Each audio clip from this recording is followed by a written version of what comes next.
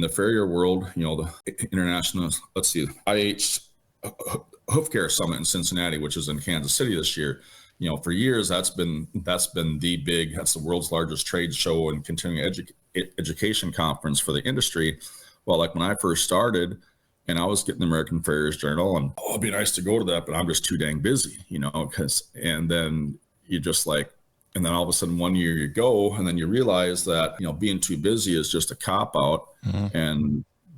And then we all, and I don't want to step on my own toes for the next topic conversation, but we all think, like when you first start out, you overestimate your ability of your work. I mean, you think everything's flat and level, and you got a sprung heel. Well, that horse must have stepped on it. No, maybe you just knocked that heel off when you were rasping. Well, not only that, when you're out there isolated by yourself, you have no one else to say, hey, no, you're doing that wrong, because of the experience that they might have, that Mike Stine would bring to the table. Because you're not learning. I mean, you are technically learning. You're probably learning at a slower pace.